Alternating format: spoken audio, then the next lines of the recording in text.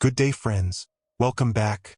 Let's talk about a story of one of the most ancient cities in the world.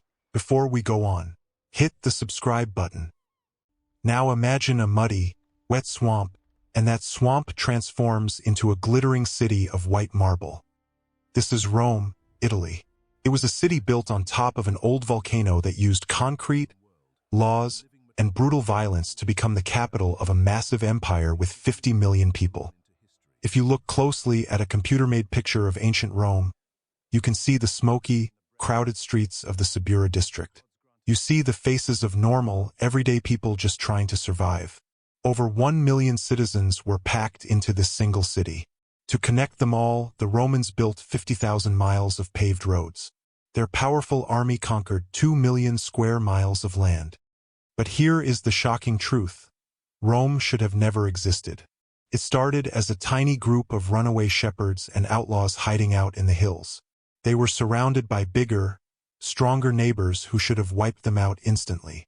Instead, against all odds, this small tribe built a civilization so powerful that it still decides how we run our governments and build our cities today, even now in 2026. It is one of the greatest mysteries in human history. So, how did a dangerous hideout for outlaws turn into an unstoppable empire that conquered the world? Let's begin at the beginning. Long before the marble temples were built, Rome was just a wild, untamed bank along the muddy Tiber River. The year was 753 BC. This place did not start with grand ideas about freedom or peace. It started with a dark, brutal murder. According to the stories, twin brothers named Romulus and Remus decided to build a city on the Palatine Hill. But they quickly got into a vicious fight over where the city walls should go. In a fit of rage, Romulus killed his own brother. He took the crown for himself and named the city Rome. To fill his new town, Romulus opened the gates to anyone who needed a hiding place.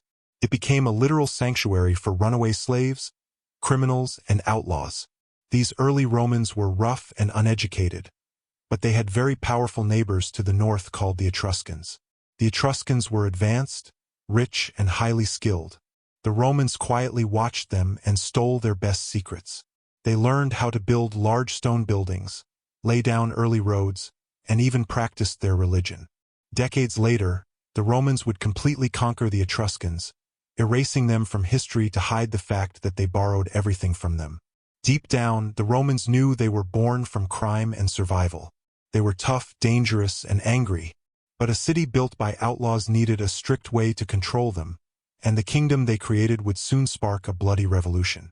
For a long time, Rome was ruled by kings. But in 509 BC, the people finally had enough of a cruel king named Tarquin the Proud. Angry citizens marched into the streets, kicked him out of the city, and swore a sacred oath. Rome would never be ruled by a king again. To replace the king, they invented a brand new type of government called a republic, where people could vote for their leaders. However, peace did not last long. A massive, invisible wall divided the city. On one side were the patricians, the super-wealthy elites who ran the powerful Senate and hoarded all the laws. On the other side were the plebeians, the ordinary farmers, bakers, and soldiers who kept Rome alive. The rich held all the power, but the poor did all the hard work. Finally, the ordinary citizens snapped. In what became the first labor strike in human history, the plebeians literally walked out of Rome. They marched up the Aventine Hill, sat down, and refused to fight in Rome's army until they were treated fairly. Without its workers and soldiers, the city froze. The rich elites had no choice but to give in. This fierce standoff forced Rome to write down its first set of laws, called the 12 Tables, so the rich could no longer cheat the poor. By fighting for their rights, ordinary Romans forced their city to become fair, united, and politically unbreakable. This unified republic was now a formidable machine, but it was about to collide with a terrifying mastermind from across the sea. The newly united republic was soon tested by its worst nightmare, a brilliant general named Hannibal Barca from the city of Carthage. In a move that shocked the world, Hannibal marched a massive army, including giant war elephants, right over the icy, dangerous Alps and invaded Italy. Hannibal tore through the countryside, but the ultimate horror happened in 216 BC at the Battle of Cannae. In just one single afternoon, Hannibal trapped and slaughtered 70,000 Roman soldiers. Back inside the city walls, absolute panic broke out. Families wept in the streets, and it seemed like Rome was completely finished. Any other civilization would have surrendered, but the Romans were different. Born from outlaws and survivors, they refused to even talk to Hannibal. Instead, they raised new armies, sending teenagers and even enslaved people into battle. A clever Roman general named Scipio Africanus finally turned the tide by sailing directly to Carthage and attacking Hannibal's home. Rome won the war, but the near-death experience changed them forever. They learned a dark, chilling lesson. To be safe, they could not just defeat their enemies. They had to destroy them completely. They burned Carthage to the ground, sold the survivors into slavery, and erased the city from the earth. Rome survived this terrifying external monster, but the massive wealth stolen from the ashes of Carthage was about to breed a far deadlier monster within. The destruction of Carthage flooded Rome with mountains of stolen gold and millions of captured slaves. But this wealth did not make everyone rich. Instead, it ruined the Republic's soul. Wealthy elites bought up giant tracts of land to build massive slave plantations, wiping out the small family farms owned by the ordinary soldiers who had fought Rome's wars. Suddenly, thousands of homeless veterans were wandering the streets with no jobs and no hope.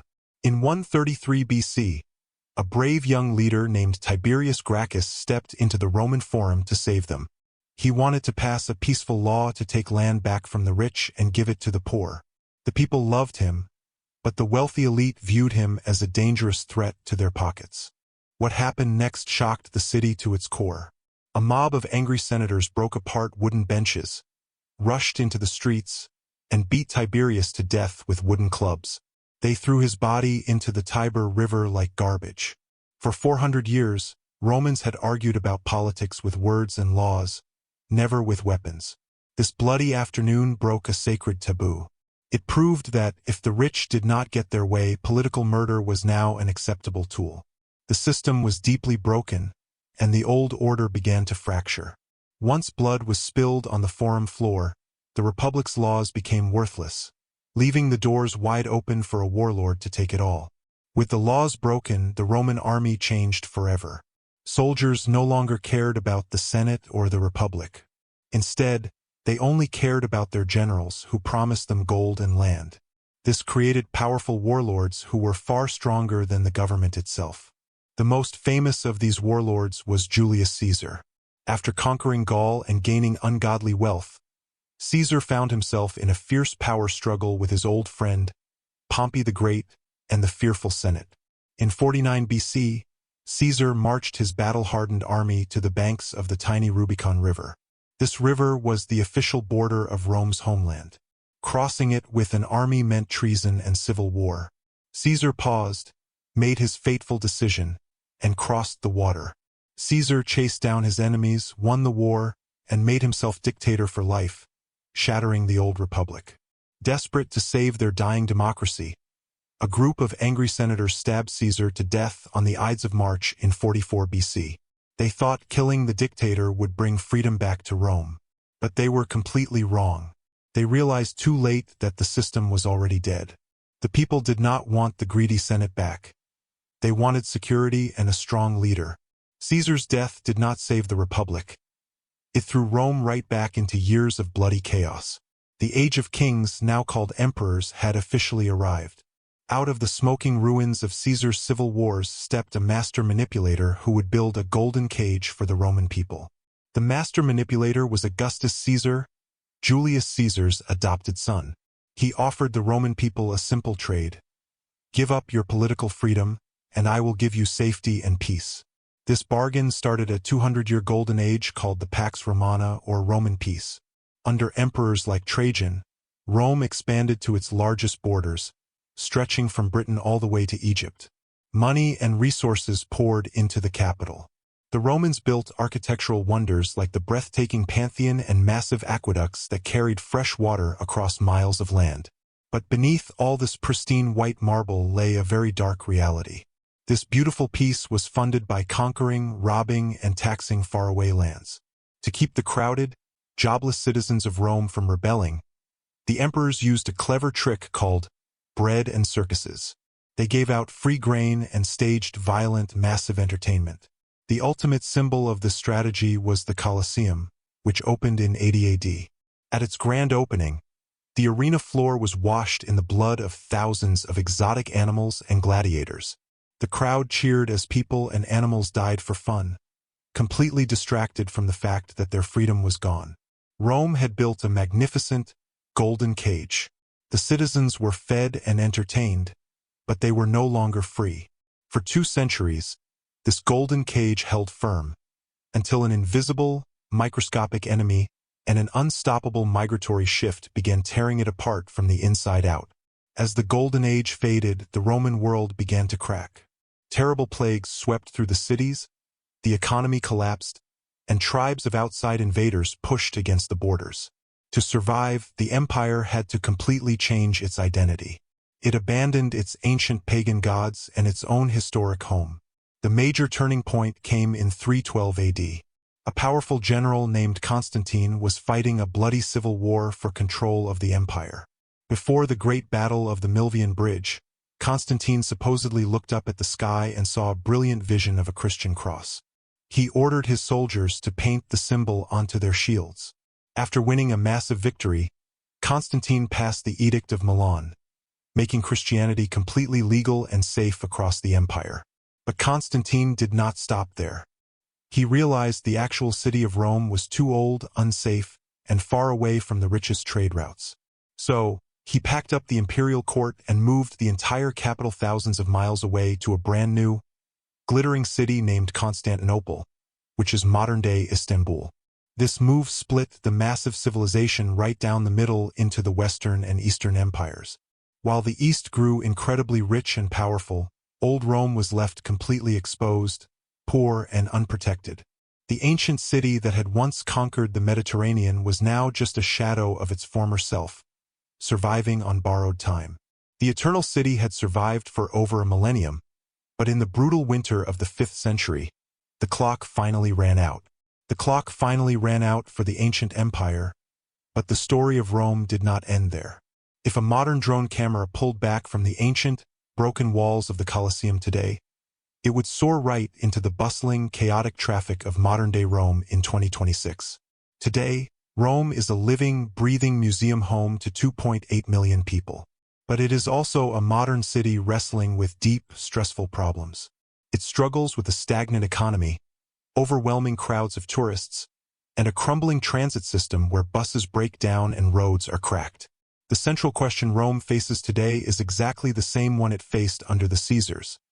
How does a society preserve its grand, historic identity while still serving the ordinary, everyday people who just want a good life? The history of Rome leaves us with a powerful lesson. It reminds us that no civilization is ever too big to fail. The spectacular things we build out of heavy stone are only as strong as the compassion we show to the actual people living inside them. A city born in a muddy swamp became an unstoppable force, but its true strength was always its people. If you enjoyed this journey through the rise and fall of the Eternal City, hit that like button and subscribe. It genuinely helps us keep making these deep dives. And as always, we'll see you in the next video.